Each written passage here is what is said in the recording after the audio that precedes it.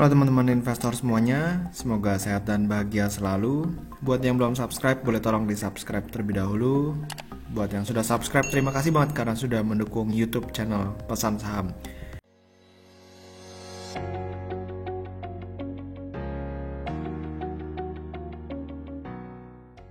Nah, ini gambaran dari IHSG tercinta kita ya, Jakarta Composite Index atau JCI ya.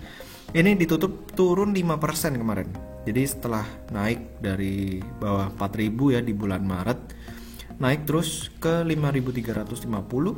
Sekarang akhirnya terkoreksi, sempat ke 4.891, terendah di 4878. Ini juga sebenarnya terhenti karena ARB kita atau auto reject bawah saham-saham kita itu mentok di 7%.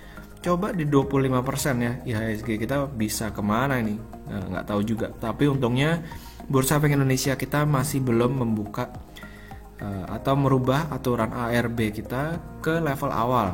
Nah, sekarang masih di 7%. Kalau misalnya kita mau lihat di sini, value transaksi kita kemarin itu sangat besar, 10,2 triliun. Ini di atas rata-rata harian ya, 7,8 triliun.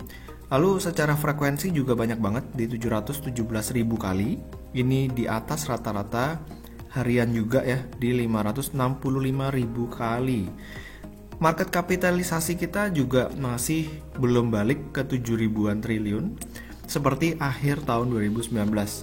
Jadi menurut saya sih koreksi IHSG kali ini merupakan koreksi yang cukup wajar. Kenapa? Karena IHSG kita tuh udah naik lumayan banyak dari bawah 4.000 ke 5.350. Ya naiknya udah ya boleh dikatakan hampir 30% kali ya. Jadi kalau udah ada koreksi seperti ini ya boleh saya katakan cukup wajar terjadi.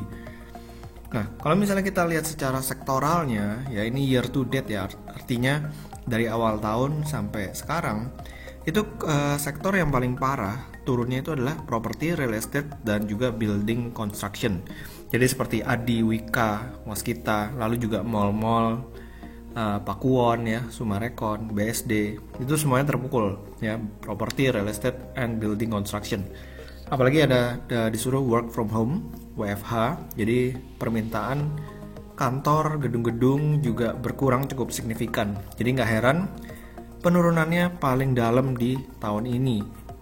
Sementara penurunan paling rendah adalah di consumer goods industry. Ya orang mau gimana pun tetap perlu makan ya. Perlu makan, kalau misalnya mandi perlu sabun juga. Nah ini consumer goods industry. Jadi ada Unilever di dalamnya, ada Mayora, ada ICBP. Nah itu saham-saham defensif semuanya. Dan gak heran juga kalau indeksnya ini turun paling rendah ya, cuman minus 10,53%. Sementara yang lainnya ya di kisaran 20-30% ya koreksinya. Yang paling mending cuman mining. Nah ini ditopang sama batu bara dan juga nikel ya, nikel dan juga emas. Nah emas itu juga lumayan menopang, terutama dari United Tractor. United Tractor ada kontribusi dari emasnya cukup besar ya. Dan kita tahu harga emas tahun ini naiknya gila-gilaan karena adanya resesi, orang lariin uangnya ke safe haven, which is emas. Nah kalau misalnya kita lihat dari top gainers dan top losersnya, kemarin itu saham-saham top gainers itu kebanyakan dari second liner dan juga third liner. Kalau misalnya kita lihat nama-namanya ini banyak yang asing ya. Jadi bukan seperti BRI, Mandiri, BCA, ICBP, bukan ya. Tapi lebih saham-saham yang third liner dan second liner. Kalau dari top losersnya masih mending ya, nama-nama seperti Petro, Japfa, BNGA, ada TOTL juga. Ini nama-nama besar yang minus 7%. Ya seperti yang tadi saya sempat sampaikan, ya ini minus 7% ini udah paling mentok sebenarnya penurunan. Nah ini ada yang 9,4%, ya baru IPO kali ya. Lalu kalau misalnya kita lihat pergerakan investor asing, itu sebenarnya investor asing masih belum dominan di pasar kita. Dilihat dari grafik sebelah kiri nih, pie chartnya, ini pasar kita tuh masih didominasi sama investor domestik ya, 64%. Secara 2020 total, dan kemarin sendiri 71% ya. Jadi penurunan kemarin itu benar-benar ditampungin sama investor domestik. Wah luar biasa banget ya. Percaya pasar modal dalam negeri. Kalau misalnya kita lihat dari net sale-nya, asing itu masih jualan 663 miliar. Secara dari awal tahun sampai sekarang itu 33 triliun udah keluar ya mereka ya. Jadi ini sebenarnya angkanya gede banget. Dan nggak tahu nih kira-kira investor asing bakal terus keluar atau enggak. Soalnya kan Indonesia dengar-dengar di ban ya. Di ban terus dari negara-negara luar, udah gitu juga PSBB digalakan lagi di Jakarta, takutnya PSBB juga digalakan di tempat-tempat lainnya. Provinsi-provinsi lain mungkin bisa jadi Bali atau Surabaya, ya kan kita nggak pernah tahu. Lalu sebenarnya kalau menurut saya penurunan seperti ini memberikan kita investor itu suatu kesempatan untuk membeli perusahaan bagus dengan harga murah. Buat teman-teman yang mungkin kemarin bulan Maret ketinggalan ya, belum beli saham misalnya. Nah ini akan dikasih kesempatan untuk membeli saham lagi. Ya membeli saham lagi. Jadi nggak usah menyesal kereta datang lagi gitu ya. Kayak misalnya kita nunggu LRT, kalau keretanya udah pergi ya kita jangan kejar. Kita tunggu lagi ya nanti LRT-nya bakal datang lagi. Nah ternyata pasar modal juga mirip-mirip ya. Datang lagi kesempatan. Nah sekarang tinggal kita ngelihat mana saham yang bagus dan murah. Nah saya coba dengan aplikasi Stockbit ya. Ini saya filter dengan harga saham-saham yang mengalami penurunan di tahun 2020 dan juga secara PE ratio ya, mana yang paling murah. Ya PE ratio-nya saya set di atas 0 dan di bawah 10, dan juga harga sahamnya kalau bisa minus ya, turun artinya. Udah koreksi dari awal tahun sampai sekarang. Nah kalau misalnya kita lihat dari PE ratio terkecil, ya ini saya sebutin aja saham-sahamnya sekilas ya. Ada Paninvest, ini cukup menarik, 2,74 kali PE ratio-nya. Ini udah terkoreksi 31% ya. Lalu juga ada BMTR, PE ratio 2,91 kali, ini terkoreksi 20,69%. Dan ini mungkin juga pertimbangan Pak Lo Keng Hong membeli saham ini, ya karena PE ratio-nya sangat rendah. Karena beliau kan value investor ya. Lalu juga ada Panin Financial, PNLF, ini udah terkoreksi 34%. Dan PE ratio-nya juga 3,25 kali. Pak Lo Keng Hong lagi-lagi punya saham dengan PE ratio yang sangat rendah, which is cuma 3,25 kali. Lalu ada ADMF, ini cukup menarik, PE ratio cuma 4 kali. Ada Sritek. Sritek ini tekstil terbesar dan terintegrasi ya, se-Asia Tenggara. Salah satu ya, bukan terbesar, tapi salah satu yang terbesar.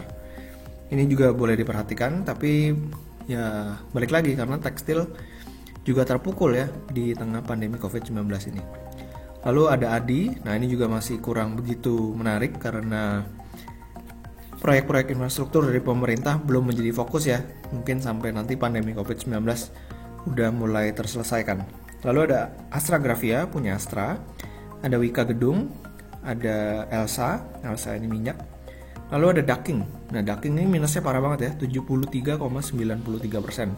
Dalam banget turunnya walaupun PE ratio-nya rendah, 4,76. Nah ini mal-mal disuruh tutup lagi, Daking nggak tahu nih kira-kira bisa survive atau tidak. Udah gitu Daking ini juga ya kena kasus saham repo ya. Saham-sahamnya banyak yang direpo di luar sana. Nah kira-kira gimana nih ke depannya nih? Apakah masih mau diurus sama ownernya atau tidak? Lalu ada CMNP ya, jalan tol swasta. Lalu ada Wika Beton. Ada MNCN, ini juga udah cukup murah di PE ratio 5,45 kali. Ini udah terkoreksi mau 50% ya. Lalu buat dividen ya, buat penggemar dividen ada Bank Jabar. PE ratio-nya juga kecil banget, 5,87, dan juga Bank Jatim 6,04. Untuk sektor properti ada JRPT di sini ya. PE ratio-nya cuma 5,97 kali, jadi ini cukup menarik ya. Grupnya Pembangunan Jaya. Lalu ada Wijaya Karya dan juga ada Tebla. Lalu berikutnya ada beberapa saham lagi nih di sini. Ada Alam Sutra yang punya GWK di Bali, lalu Alam Sutra di daerah Tangerang sana di Jakarta. Lalu ada Bank Danamon, ini juga PE ratio-nya rendah, 6,95 kali. Ada Bank BNI, ya Bank BUMN buku 4, PE ratio 7,15 kali, terkoreksi 36%. Nah, ini mungkin bisa diperhatikan karena udah di bawah 5.000 lagi, dan ada nahkoda baru ya dari X-nya Bank Mandiri. Mungkin bisa jadi membawa nafas segar gitu ya. Lalu ada Total Bangun Persada, ada Gudang Garam, PE ratio juga rendah sebenarnya. Lalu ada Lautan Luas, ada EPMT, ini anak usahanya Kalbe Farma, mungkin bisa diperhatikan tapi kurang gitu liquid ya. Lalu ada Tekim, perusahaan kertasnya punya Sinarmas. Nah, ini juga udah di bawah PI 10 dan turunnya udah 36,74%. Nah, buat penggemar mall mungkin ini saatnya mulai menyicil saham Pakuwon ya. Karena PI ratio udah di 933 dan turunnya udah 32,98%. Kemarin sempat 260-an ya kalau nggak salah di bulan Maret. Nah, sekarang 350-an. Ya mungkin ada potensi penurunan tapi kayaknya udah mulai terbatas ya untuk Pakuwon. Oke, jadi demikian dari saya. Semoga video kali ini bermanfaat. Jangan lupa untuk di-subscribe YouTube channel saya dan juga follow Instagram saya di Pesan Saham. Sampai ketemu di video berikutnya. Selamat berinvestasi.